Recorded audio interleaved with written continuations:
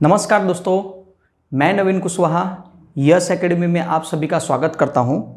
और आधुनिक भारत का इतिहास जो हम पढ़ने जा रहे हैं उसका ये पहला लेक्चर है। इसके पहले हमने एक लेक्चर बनाया था पाठ्यक्रम कि हम आधुनिक भारत के इतिहास में क्या क्या पढ़ाई करने वाले हैं। ठीक है दोस्तों, तो अंत तक वीडियो देखिएगा। आधुनिक भारत के इतिहास में फर्स्ट लेक्चर शुरू होने जा रहा है भारत में यूरोपीय कंपनियों का आगमन। जो आगमन हुआ है उनमें पहली कड़ी आज हम देखेंगे पुर्तगाली। एक पूरा लेक्चर में आपको पुर्तगालियों के बारे में जितने भी सवाल बनते हैं, जितने भी पूछे गए हैं, वो सभी आपको इस वीडियो में मिल जाएंगे। तो अगर वीडियो अच्छा लगे तो जरूर से जरूर शेयर करिएगा और सब्सक्राइब करिएगा। और इसकी एक प्लेलिस्ट आपको मिल जाएगी, तो आपको उसी में 1 बाय 1 करके वीडियो आते रहेंगे। तो आइए शुरू करते हैं। भारत में यूरोपीय कंपनियों का आगमन, शुरुआत आधुनिक भारत का इतिहास यहीं से होता है। ठीक है, और इसी के बाद हम तुरंत ही ये समझो कि आगमन कंप्लीट हो जाए तो मुगल सल्तनत का पतन भी देखेंगे, क्योंकि वो भी आधुनिक भारत के इतिहास में इन्हीं के साथ में जुड़ा हुआ है। ठीक है, तो भारत में यूरोपीय कंपनी जो आई हैं वो किस क्रम में आई हैं, तो हम वो देखते हैं। पुर्तगाली, डच, ब्रिटिश, डेनिश, डेनमार्क या तो फ्रांसीस। ठीक है, ये 5 यूरोपीय कंपनी भारत में आई थी और इनका क्रम इसी तरह है। पुर्तगाली आए थे 1448 में, 98 में सॉरी, डच 1602 में, ब्रिटिश 1608, डेनिश 1616 और फ्रांसीसी 1664 में आए थे। ठीक है दोस्तों, तो इस क्रम को याद रखिएगा क्योंकि ये सवाल कई बार पूछे गए हैं। ठीक है, इनके सबके जाने का क्रम अलग अलग है, वो हम जैसे जैसे लेक्चर पढ़ेंगे उस हिसाब से बताते जाएंगे आपको। तो आइए आज शुरू करते हैं हम पुर्तगाली। फर्स्ट लेक्चर पुर्तगाली के बारे में है और पूरा विस्तार से उसके बारे में पढ़ेंगे। तो शुरुआत होती है यूरोपीय ये कंपनियाँ यूरोपीय के क्षेत्रों में जहाँ ठंड ज़्यादा पड़ती है। वहाँ ठंड के मौसम में ये ठंड ज़्यादा हमेशा रहती है, तो वहाँ मटन मीट वगैरह खाने का चलन थोड़ा ज़्यादा ही है ठंड की वजह से। तो वहाँ जो गरम मसाले जो यहाँ पश्चिम की कंट्री मतलब भारत वगैरह से जाते थे, तो उस समय उनकी डिमांड बहुत ज़्यादा थी। बहुत डिमांड होने की वजह से वास्को दी गामा नाम के एक व्यक्ति भारत आते हैं। ढूंढते ढूंढते वो भारत पहुंच जाते हैं और 1498, देखिए तारीख याद रखिएगा कि 1498 में वास्को दी गामा भारत आते हैं। और पहली बात तो एक चीज़ बता दें कि जो ये पुर्तगाली भारत आए थे, इनका उद्देश्य तो स्पष्ट दिख रहा था कि हमें मसाला से ही मतलब है, हमारा जो व्यवसाय हमें करना है वो मसालों से ही व्यवसाय करना। लेकिन इनकी मंशा जो थी बैक साइड से, वो भारतीयों को पता नहीं थी। उन्हें यह नहीं पता था कि ये आए हैं किसी चीज़ के लिए, लेकिन ये आर्थिक रूप से सोचा कुछ और जा रहा है। एक्चुअली में सोचा ये जा रहा था कि हम यहाँ पर धीरे धीरे स्थायी करके ईसाई धर्म को, क्या बोला जा रहा है, ईसाई धर्म को यहाँ पे स्थापित करना, मतलब हम पुर्तगाली यहाँ पे परमानेंट स्थायी हो जाएं, इस तरह का कुछ करना है, यह सोच के ही आए थे। लेकिन यह समय के हिसाब से हो रहा था और होता गया है। तो देखें, पुर्तगालियों में सबसे पहले 1498 में वास्को दी गामा भारत आए। और यह जब भारत आए तो इन्हें एक्चुअली में रास्ता तो सही पता नहीं था, लेकिन एक व्यक्ति हैं अब्दुल अजीद। यह अब्दुल अजीद गुजरात के एक व्यापारी हैं। तो गुजरात के व्यापारी की मदद से यह क्या करते हैं कि केरल पहुंच जाते हैं। ठीक है, केरल मतलब कालीकट, केरल बंदर है कालीकट, वहाँ पहुंच जाते हैं। और वहाँ जब पहुँचते हैं तो इनके स्वागत में जमोरियन शासक उनके स्वागत में पहुंचते हैं। अब देखिए, जमोरियन शासक पहुंचते हैं मतलब कि ये उनका नाम नहीं है। जमोरियन शासक है जो एक के बाद एक जो पीढ़ी बनती है उनके जमोरियन कहा जाता है। ठीक है, तो आपसे एक सवाल पूछा जाता है हमेशा कि वास्को दी गामा कब आए थे? 1498 में फर्स्ट टाइम। इनकी मदद से आए थे? तो अब्दुल अजीज की मदद थे, जो गुजरात के व्यापारी थे, उनकी मदद से यह कालीकट बंदर जो केरल में है वहाँ यह पहुँचे थे। और उनके स्वागत में वहाँ के जो राजा थे, जमोरियन शासक, वह स्वागत करने आए थे। और कहा जाता है कि जब ये यहाँ से गए, उसी साल यहाँ से चले गए थे, तो यह इतना सारा यहाँ से मरी मसाला सामान वगैरह लेके गए थे। सामान तो कम ही था, लेकिन इनका ब्लैक पेपर, काली मिर्च और वगैरह इनकी डिमांड वहाँ ज़्यादा होने की वजह से ये सबसे ज़्यादा ले गए, मसाला सबसे ज़्यादा ले गए भारत से। तो जब ये यहाँ से यूरोप अपनी कंट्री में ले गए, तो कहा यह जा रहा है कि सारा खर्च निकालने के बाद इनका जो मुनाफा हुआ वो 60 गुना हुआ था, 60%। मतलब 60 गुना मुनाफा इन्होंने कमाया था उसमें, ये बताया जा रहा है। और उस वजह से वहाँ पर रह रहे बहुत से व्यापारियों को कहीं ना कहीं माइंड में ये हलचल हुई कि यह व्यक्ति वहाँ जाके यह लेके आया और इतना कमा रहा है, तो हम क्यों ना जा सकें, हम क्यों ना जाएं। और ये कहीं ना कहीं हलचल माइंड में चलने लगती है और यूरोपीय कंट्रियों से धीरे धीरे व्यक्तियों का पलायन आना शुरू होता है। लेकिन उद्देश्य वही था कि हमें मसाला खरीदना है, लेकिन बैक साइड का उद्देश्य भारतीयों को पता ही नहीं था। ठीक है, वो उद्देश्य भी हम आगे चल के पढ़ेंगे। फिर वास्को दी गामा, देखिए अब इतना मुनाफा कमाया, कुछ ना कुछ बेनिफिट मिल रहा है, तो क्यों ना हम वापस जाएं।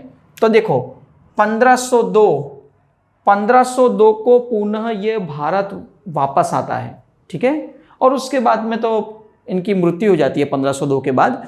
तो ये पुनः भारत आते हैं और कहा जाता है ऐसा कि जब ये पुनः भारत आते हैं तो वास्को दी गामा अपनी एक ऑफिस भारत में बनाते हैं। लेकिन ये कहा जाता है, कहीं बुक्स में पुनः इनके बारे में लिखा नहीं है, लेकिन कुछ कुछ किताबें इतिहास की में ऐसा बताया गया है कि जब भारत आते हैं तो सेकंड टाइम ये अपनी एक ऑफिस खोलते हैं यहाँ। ठीक है, लेकिन वो पूछा नहीं जाता, तो आप खाली समझिए। अब इसके बाद 1503 के बारे में थोड़ा देखेंगे, क्योंकि धीरे धीरे इनका विकास हो रहा है, विस्तार बढ़ रहा है। इनको पता चल रहा है, क्योंकि यूरोप में जब वास्को दी गामा जाते हैं और वहाँ जो अपना माल सामान बेचते हैं और उनसे जो मुनाफा हो रहा है, तो कहीं ना कहीं लालच पैदा होती है। और वह लालच वहाँ के स्थानीय व्यापारियों को देखने को मिलता है कि नहीं, हम भी करें ऐसा कुछ साहस, और वो भी आते हैं। अब 1503 में शुरुआत ये होती है कि 1503 में कहा जाए तो अल्बुकर्क भारत आते हैं। एक्चुअली में इनका देखा जाए तो यह भारत नॉर्मल तरीके से आते हैं, और यह भारत आने पर पुर्तगाली शक्ति का भारत में स्थापना इनके द्वारा होता है। पुर्तगालियों का जो शक्ति का मेन स्थापना इनके द्वारा यहीं पे होता है, जो हम आगे चल के देखेंगे। इनका पूरा नाम है अल्फाजो डी अबुलकर्क। ठीक है, तो यहाँ पे शॉर्ट में हमने लिखा है, उसका विस्तार यहाँ पढ़ेंगे कि 1503 में जब ये भारत आते हैं तो पुर्तगालियों की शक्ति की भारत में ये स्थापना करते हैं। कब करते हैं ये अभी हम आगे देखेंगे। और भारत में प्रथम ऑफिस इनके द्वारा खोली गई थी 1503 में। ठीक है, 1503 में, ये याद रखिएगा। तो 1503 में इनके द्वारा ऑफिस खोली गई थी। आपको एक सवाल का जवाब देना है कि पुर्तगालियों द्वारा भारत में प्रथम फैक्ट्री कहाँ खोली गई थी। प्रथम फैक्ट्री या प्रथम ऑफिस जो भी समझो, वो कहाँ खोली गई थी, वो कमेंट बॉक्स में आप लिख के जरूर बताइएगा। ठीक है, अब इनके जाने के बाद से अब नीतियों में परिवर्तन होता है। ठीक है, नीतियों में ये परिवर्तन होता है कि ठीक है, व्यापारी आते हैं, जाते हैं अपने कंट्री, आते हैं और वहाँ पे बेचते हैं सामान, कमा रहे हैं सही से, अच्छी तरह से, कोई दिक्कत नहीं। लेकिन अब थोड़ा बहुत परिवर्तन होता है, और जो एक कंपनी होती है पुर्तगालियों की, तो ये पुर्तगाली अब भारत में स्थापित करना चाहते हैं कुछ ना कुछ तरह। तो इनका शुरुआत होता है प्रथम गवर्नर से, और प्रथम गवर्नर बनते हैं डी अल्मीडा। याद रखिएगा, प्रथम गवर्नर बनते हैं डी अल्मीडा, जो कह सकते हैं कि 3 से 4 साल के लिए आते हैं, मतलब ये 2005 से लेकर 9 तक ये रहते हैं। अब डी अल्मीडा आते हैं और ये समुद्र मार्ग से ही आते हैं, वास्को डी गामा से लेके जितने भी आए वो समुद्र मार्ग से आते हैं। तो इनके समय में ये दिक्कत हो रही थी क्योंकि एक गवर्नर बन के आए थे, तो इन्हें कहीं ना कहीं अपने लिए फ़ायदे के हिसाब से सोचना था कि हम क्या कर सकें कि जिससे हमें ज़्यादा से ज़्यादा मुनाफा भी हो और हम जल्दी से जल्दी अपना माल पहुंचा सकें अपने कंट्री में। क्यों? क्योंकि उस समय में समुद्री मार्ग से जाने में समुद्री लुटेरे बहुत रहते थे। तो क्या होता था कि जब जहाज जाता था तो पूरा का पूरा उसे लूट लिया जाता था। तो उस लूट से बचने के लिए और जो लूटने वाले थे उनसे समझौता किया। उस समझौते को बोलते हैं ब्लू वाटर पॉलिसी। इनके नाम से कई बार सवाल पूछा जा चुका है कि ब्लू वाटर पॉलिसी किसने चलाई थी? तो पुर्तगाली प्रथम गवर्नर डी अल्मीडा द्वारा। ठीक है, पुर्तगालियों का प्रथम गवर्नर भारत में डी अल्मीडा। ठीक है, ब्लू वाटर पॉलिसी चलाई। और ब्लू वाटर पॉलिसी का मतलब ये हुआ कि हम यहाँ से जो भी माल लेके जाएंगे, समुद्र में जिनके साथ हमने जो लुटेरे थे उनसे हमने संधि की है, तो कुछ माल उनको दे देंगे जिनकी वजह से वो हम लूटफाट नहीं करेंगे, वो अपना खुश हो जाएंगे और हम बाकी का माल लेके अपने देश जा सकते हैं। ठीक है, तो ये ब्लू वाटर पॉलिसी उन्होंने चलाई थी और ये बहुत फेमस हुई थी और कहीं ना कहीं यह उस समय में बहुत कारगर हुई है। और ये ब्लू वाटर पॉलिसी की वजह से ही पुर्तगालियों का समुद्री तट मजबूत हुआ। समुद्र में नौसेना इनकी बहुत पावरफुल हो गई थी, ये समझिए। पावरफुल होने की वजह से अब अन्य देश के जितने भी जहाज आएंगे भारत में, उनका टैक्स यह वसूलते थे, उसको भी हम आगे देखेंगे। तो ये टैक्स यह लोग वसूलना शुरू किया। अब डी अल्मीडा के समय में ही एक चौल युद्ध होता है, क्योंकि भारत में अरबी भी थे, भारतीय भी थे। ठीक है, तो मुगल सल्तनत भी था उस समय में। तो डी अल्मीडा के समय में इनसे तू में होती है कि एक बाहरी आके या इतना कुछ कर रहा है, हम कुछ नहीं कर पा रहे। तो चौल नाम की जगह पर चौल का युद्ध होता है और इस चौल के युद्ध में पुर्तगाली जीत जाते हैं। 3 महान शक्तियों को हराकर पुर्तगाली जीत जाते हैं। और पुर्तगाली जब जीतते हैं तो यहाँ एक समस्या हो जाती है कि अल्मीडा का जो पुत्र होता है, ये प्रथम गवर्नर जो थे, अल्मीडा के जो पुत्र थे, उनकी मृत्यु हो जाती है इसी युद्ध के दौरान। मृत्यु हो जाती है तो ये बहुत तकलीफ में आ जाते हैं, बहुत उनका मन विचलित हो जाता है पुत्र की मृत्यु से। तो ये 1509 में भारत छोड़ के चले जाते हैं। भारत से मतलब चले जाते हैं, फिर दोबारा यह नहीं आते। ठीक है, तो प्रथम गवर्नर पुर्तगाली के डी अल्मीडा सबसे फेमस ब्लू वाटर पॉलिसी चलाई थी और एक चौल नाम की जगह में चौल युद्ध हुआ था। ठीक है, और उसमें इनके गवर्नर डी अल्मीडा के पुत्र की मृत्यु हो गई थी, ये याद रखिएगा। ठीक है, यहां तक आपको समझ में आ गया होगा अच्छी तरह से। देखिए, आप स्पेक्ट्रम पढ़ें या अन्य कोई किताब पढ़ें, लेकिन जितने भी सवाल बनते हैं वो आपको ये क्रम वाइज हमने बताए हैं और यही सवाल बनते हैं बार बार। आधुनिक भारत के इतिहास इतना छोटा भी नहीं है, लेकिन जितने भी सवाल बनते हैं हम वही चीज़ आपको बताएंगे जिससे आप सही से पेपर में आंसर करके आएँ, क्योंकि एक एक नंबर बहुत महत्वपूर्ण है। ठीक है दोस्तों, तो आगे चलते हैं। अब दूसरा गवर्नर अल्फाजो डी अल्बुकर्क, मैंने आगे बताया था कि 1503 में जो आए थे। ठीक है, तो अब देखो ये 1503 में आए और चले गए, उसके बाद ही पुर्तगालियों के गवर्नर का सिलसिला हुआ। लेकिन अब ये 1503 के बाद अब शुरुआत होती है 1509 में। तो दूसरे गवर्नर जनरल कौन है? अल्फाजो डी अल्बुकर्क। ये अल्बुकर्क आते हैं 1509 से 1515 तक रहते हैं और ये हेडक्वार्टर कोचीन में बनाते हैं। ठीक है, समय समय पर हेडक्वार्टर्स बदलते रहते हैं। यह अल्फाजो डी अल्बुकर्क ये पुर्तगालियों को भारत में स्थापित करने वाले सबसे मुख्य स्थापक कार कह सकते हैं कि पुर्तगालियों को भारत में स्थायी करने वाले जो एक व्यक्ति का नाम आता है तो वो है अल्फाजो डी अबुकर, जो दूसरे नंबर के पुर्तगाली के गवर्नर जनरल बन के आए थे। अब इन्होंने क्या किया, इन्होंने आते ही क्योंकि एक बार आ चुके थे तो इन्हें समझने की ज़्यादा ज़रूरत नहीं थी, और उसके बाद में जो गवर्नर आए थे उनके कार्यकाल का भी उन्होंने ब्यौरा चेक किया कंप्लीट। तो ये आते ही सीधा एक्शन में आ गए, और एक्शन में जब आए तो इन्होंने बहुत अच्छी तरह से पॉलिसी चलाई जिससे भारत के बहुत सारे क्षेत्र और बहुत सारी पॉलिसियां अपने कब्जे में कर ली। ठीक है, तो देखो हेडक्वार्टर कोचिन बना लिया। 1510 में बीजापुर के जो राजा हैं आदिल शाही, पूछा गया है सवाल, आदिल शाही से गोवा छीन लिया इन्होंने।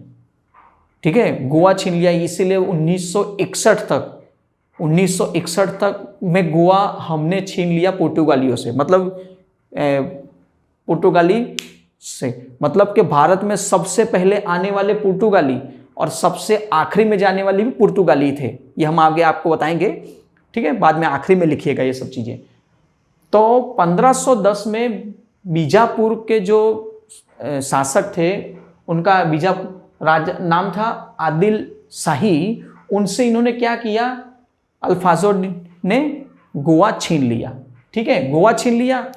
उसके बाद में 1511 में मलक्का जीत लिया, मलक्का जगह भी उन्होंने जीत लिया। फिर इनके द्वारा एक चीज़ बहुत अच्छी की गई थी, तो ये कई बार सवाल बन चुका है कि भारतीय महिलाओं को से विवाह करने का। अब मैंने आपको बताया कि मुख्य स्थापक भारत में यही थे, तो इनका एक उद्देश्य था कि पुर्तगालियों को भारत में अगर विकसाना है तो क्या किया जाए। तो इन्होंने एक शुरुआत की, इन्होंने पुर्तगालियों को कहा कि काम करिए, आप यहाँ की महिलाओं के साथ विवाह करना शुरू करिए। तो अल्फाजो के जो मित्र राजा थे उनसे बातचीत की और इसकी शुरुआत कर दी, और यहाँ पर उनकी कॉलोनियाँ बनना शुरू हो गई। किनकी? इन पुर्तगालियों की। तो भारत में भारतीय महिलाओं से विवाह करना शुरू कर दिया पुर्तगालियों द्वारा। तो जिससे क्या हुआ कि अब एक मान सम्मान की भावनाएं आ गई, वहाँ त्रेस भाव की भावना चली गई, क्योंकि अब वो यहाँ पे शादी करके यहीं पे बस गए हैं धीरे धीरे करके। तो सबसे महत्वपूर्ण काम हुआ कि भारत में भारतीय महिलाओं के साथ में पुर्तगालियों का विवाह होना शुरू हुआ, जिससे कहीं ना कहीं इनकी सोसाइटियाँ यहाँ बननी शुरू हो गई। और इसीलिए कहा जाता है कि अल्फाजो डी अबुलकर्क मुख्य स्थापक कार्य है, मतलब कि मुख्य संस्थापक हैं पुर्तगाली को भारत में स्थायी करने के। फिर एक यह भी बहुत इंपॉर्टेंट है कि उस समय में सती प्रथा चलती थी भारत में। पति का देहांत हो जाए तो पत्नी भी उनके साथ में बैठ के उनका भी अंतिम संस्कार कर दिया जाता जिंदा। तो सती प्रथा आप सभी जानते हैं। सती प्रथा बंद कराने की कोशिश अल्फाजो डी अबुलकर्क के द्वारा ही शुरुआत की गई थी, फर्स्ट टाइम। तो आपसे अगर एक सवाल पूछे कि भारत में सबसे पहले कौन से गवर्नर हैं जिन्होंने सती प्रथा बंद करने की कोशिश की थी, बंद नहीं की थी, कोशिश की थी, ठीक है, तो वो आएंगे अल्फाजो डी अबुलकर्क, ये याद रखिएगा। इसके बाद में बहुत सारे गवर्नर जनरल आए, लेकिन सब गवर्नर जनरल जरूरी नहीं है। जितनों से सवाल बनते हैं, जिन्होंने बहुत ही महत्वपूर्ण कार्य किए हैं, उन्हीं के बारे में जानना है। तो अगला गवर्नर जनरल है मार्टिन अल्फाजो डिसूजा। मार्टिन अल्फाजो डिसूजा। अब इनके समय में जो भी काम हुआ है वो बहुत महत्वपूर्ण नहीं है, लेकिन एक काम इनके द्वारा जो हुआ है जो आज के समय में भी भारत में देखने को मिलता है। क्या किया कि 1942 में ईसाई धर्म प्रचारक, मैंने आपको थोड़ी देर पहले बताया था कि इनका मेन उद्देश्य क्या था, वो तो भारतीयों को पता ही नहीं था। इनका मेन उद्देश्य था कि भारत में ईसाई धर्म का प्रचार करना, यहाँ ईसाई धर्म की स्थापना करवा देना भारत में पूरी तरह से। जो कहीं ना कहीं थोड़ा बहुत सक्सेस भी हुआ है, और साथ में भारत में स्थायी हो जाना है परमानेंट, क्योंकि बहुत सारी सुविधाओं भारत में देखने को मिलती थी यूरोपीय कंट्रियों से ज़्यादा, इस वजह से। तो 1542 में ईसाई धर्म प्रचारक भारत आए, जिनका नाम था सेंट जेवियर। क्या नाम था? Saint Xavier. और किनके द्वारा आए थे? मार्टिन द्वारा। ये गवर्नर जनरल हैं, ठीक है। तो ये कई बार सवाल पूछा जा चुका है कि वो कौन से गवर्नर जनरल थे जिन्होंने भारत में एक ईसाई धर्म प्रचारक को लेके आए थे, सेंट जेवियर को। तो वो थे मार्टिन अल्फाजो डिसूजा, ठीक है। आज आप पूरे भारत में देखते हैं Saint Xavier school, English medium Saint Xavier school है, वो आप देखते हैं तो सब जगह जो भी है वो यही है स्कूल, इन्हीं की स्कूल थी पुर्तगालियों की, जो आज पुर्तगालियों नहीं है, लेकिन कहीं ना कहीं वही प्रकार का मैनेजमेंट और देखने को ये सबको आपको मिलेगा, ठीक है दोस्तों। तो समझ में आ गया ये गवर्नर। तो यहाँ तक हमने जो 3 गवर्नर देखे हैं ये अति महत्वपूर्ण हैं, जिनसे बार बार सवाल पूछे जाते हैं और पूछे जाते रहेंगे। तो आप अगर कोई भी पीसीएस, स्टेट पीसीएस, यूपीएससी या किसी भी अन्य राज्य का USSC, MSSC, MPSSC या जो भी SSC, बैंक को छोड़ दीजिए क्योंकि बैंक में नहीं आता ये पार्ट, लेकिन SSC, रेलवे और वनडे एग्जाम में अगर आप पेपर दे रहे हैं किसी भी स्टेट का हो तो ये बहुत ही महत्वपूर्ण है, याद रखिएगा। चलिए अब कुछ अन्य तथ्य हैं। अन्य तथ्य को हम सभी जितने भी मेन पॉइंट हैं वो सब हमने ले लिए हैं अन्य तथ्यों में, आप इन्हें भी ध्यान से पढ़िए और लिख सकते हैं, ठीक है। तो जितने भी लोग नए हैं और अभी पढ़ाई करना शुरू कर रहे हैं वो ये वीडियो समझें, देखें, कहीं रेफरेंस बुक से भी पढ़ें, और अन्य कोई वीडियो देख रहे हैं तो देखिए। अगर वीडियो अच्छा लगे तो जरूर से लाइक, शेयर, सब्सक्राइब करिएगा। चलिए 1559 में दमन पर अधिकार, दीव और दमन दोनों अलग अलग जगह है, तो दीव और दमन, तो दमन में अधिकार ले लिया। बताया जैसे कि जैसे जैसे इनका विस्तार बढ़ता गया ये इन्होंने क्षेत्रों में अधिकार करना शुरू कर दिया, तो दमन में अधिकार कर दिया। अब इसी इनके ही समय में डच का आगमन भी हो गया था, ठीक है। तो डच जब आए तो उनके साथ में कहीं ना कहीं थोड़ा बहुत तो कलेश होगा, लड़ाई होगी, क्योंकि समुद्री मार्ग से वो भी आए थे, लेकिन वो थे पूर्व की तरफ, ये थे पूरा पश्चिम की तरफ। तो कहीं ना कहीं थोड़ा बहुत लड़ाई होने लगी और बांडम का युद्ध हुआ। किनके साथ? डच के साथ। इस बांडम के युद्ध में पुर्तगाली जीत गए। तो आपसे पूछा जाए कि बांडम का युद्ध किनके साथ हुआ था, तो डच के साथ में बांडम का युद्ध हुआ था, ये याद रखिएगा।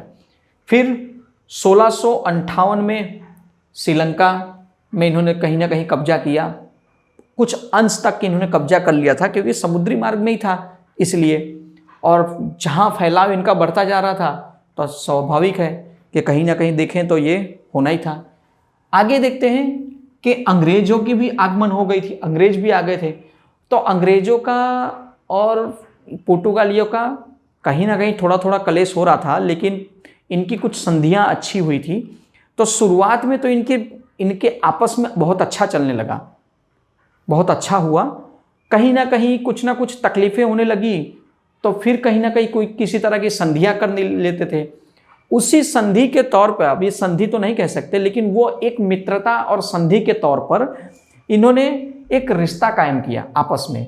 और क्या किया कि पुर्तगाली राजकुमारी कैथरीन, नाम याद रखिएगा, पुर्तगाली राजकुमारी कैथरीन का विवाह ब्रिटिश के राजा चार्ल्स द्वितीय के साथ कर दिया, क्योंकि कहीं ना कहीं आपस में लड़ाई हो रही थी व्यवसाय को लेके भारत में, क्योंकि पुर्तगाली पहले आए थे तो उनका विस्तार बढ़ गया था, अंग्रेज आए हैं और अचानक से अचानक बढ़ना शुरू हो गया ब्रिटिश।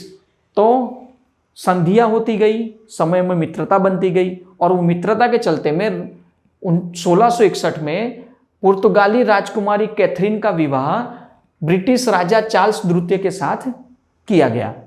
और इस विवाह में दहेज में, देखिए जैसे उनके घर की चीज हो उस तरह इन्होंने दहेज में दे दिया भारत का हिस्सा है उसे दहेज में पुर्तगालियों ने दे दिया ब्रिटिश को। तो ये बंबई क्षेत्र, जो आज मुंबई बोलते हैं बॉम्बे, वो पूरा विस्तार, पूरा क्षेत्र ये राजकुमारी के विवाह के समय में ब्रिटिश राजा मतलब अंग्रेजों को दहेज में दे दिया गया, याद रखिएगा। तो यह सवाल कई बार पूछा जा चुका है, ये भी याद रखिएगा। फिर आगे हैं, यह एक चीज मैंने आपको बताई कि पुर्तगाली जब भारत आते हैं,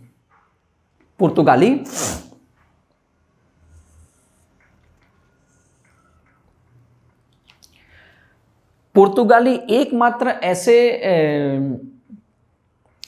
यूरोपीय कंपनी थी कि जो सबसे पहले भारत में आई थी 1498 में, और सबसे लास्ट में 1961 में इनकी विदाई हुई है। मतलब कि भारत में आने वाले प्रथम और जाने वाले सबसे लास्ट वाले यही हैं।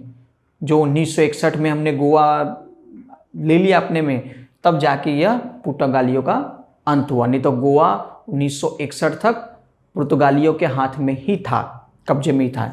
इसीलिए आप गोवा जब जाएंगे तब पुर्तगालियों के विस्तार का, कहीं ना कहीं उनके संस्कृति का कहीं ना कहीं आपको वहाँ देखने को मिलेगा। आप गोवा गए होंगे तो देख ले सकते हैं। फिर मैंने जैसे आपको बताया कि इनकी नौसेना शक्ति बहुत अच्छी थी, क्योंकि नौसेना शक्ति अच्छी होने की वजह से ये कहीं ना कहीं टैक्स वसूलना भी शुरू कर दिया था, क्योंकि इनका वर्चस्व हो गया था समुद्र किनारों पर। ठीक है, तो पुर्तगालियों की नौसैनिक शक्ति को क्या कहा जाता था? एस्टारो द इंडिया। ये याद रखिएगा कि पुर्तगाली जो भारत आए थे उनकी समुद्र सीमा, इनकी नौसेना की जो ताकत थी वो बहुत अच्छी हो गई थी, तो उसको नाम क्या दिया गया? एस्टाडो द इंडिया, यह नाम दिया गया था, ये याद रखिएगा। फिर अब मैंने जैसे बताया कि टैक्स वसूलना भी शुरू कर दिया। सिंपल सी चीज़ है, समुद्र में आपका कब्जा हो गया है, समुद्र के विस्तार में आपका बहुत अच्छा वर्चस्व हुआ है, तो कहीं ना कहीं अन्य जो डच या अंग्रेज आते थे तो आप कहीं ना कहीं उनसे कुछ ना कुछ राशि, सिक्के या कुछ वसूलना शुरू कर देते थे। तो टैक्स वसूलना शुरू किया, और जिसे यहाँ कारतेज, टैक्स को पुर्तगालियों के समय में क्या बोला जाता था? कारतेज बोला जाता था, ये याद रखिएगा। क्या बोलते थे? कारतेज। ठीक है, फिर ये बहुत मोस्ट टाइम की एक चीज और भी है, भारत में फर्स्ट टाइम पुर्तगालियों द्वारा कुछ स्थापित हुआ है, कुछ चीजों की जानकारी दी है। तो देखो, भारत में प्रिंटिंग प्रेस की स्थापना गोवा में की पुर्तगालियों द्वारा। फर्स्ट टाइम भारत में प्रिंटिंग प्रेस की स्थापना किनके द्वारा हुई? पुर्तगालियों द्वारा। कहां पर हुई है? गोवा में। ये आप याद रखिएगा, पूछा गया है सवाल। और तंबाकू की खेती का पहचान, तंबाकू की खेती कैसे होती है? तंबाकू से मुलाकात, कहीं ना कहीं हम समझ सकते हैं, मुलाकात ना कह के हम उसे बोलें कि जानकारी, तंबाकू की खेती की जानकारी पुर्तगालियों ने ही दी थी। और कहीं ना कहीं आप देखते हैं आज तंबाकू का चलन कितना फैल गया है। तो ये भारत में तंबाकू की खेती की देन पुर्तगालियों के ही श्रेय में आती है। ठीक है, तो ये दो चीज़ें हैं जो अति महत्वपूर्ण हैं। तो दोस्तों, ये पुर्तगाली वीडियो था, आपको अच्छा लगा होगा तो शेयर जरूर करिएगा। इसके बाद में हम डच देखेंगे एक वीडियो में आराम से पूरा। डच के बाद जितने भी यूरोपीय कंट्री में ये आए हैं, हम इन सब का एक एक लेक्चर पूरा देखेंगे, विस्तार में देखेंगे, जिससे आपको समझ में आ जाए कि कहाँ से कैसे सवाल बनते हैं। और जब ये आधुनिक भारत का इतिहास कंप्लीट हो जाएगा तब हम इनकी पूर्वालोकन सीरीज चलाएंगे, जिससे आप आराम से क्वेश्चन आंसरिंग भी कर सकते हैं और इसमें से बहुत सारे क्वेश्चन आंसर बन जाएंगे। तो अगर वीडियो अच्छा लगे तो आप नोट्स बनाइएगा और ज़रूर से ज़रूर लिखिएगा। और जब भी आपको दोबारा रिवीजन करने की इच्छा हो, अगर वीडियो देखना हो तो वीडियो देख लीजिए, या बुक्स से पढ़ना हो तो बुक से पढ़ लीजिए। ठीक है दोस्तों, तो मिलते हैं अगले वीडियो में। अगर वीडियो अच्छा लगा हो तो शेयर करिएगा। नमस्कार।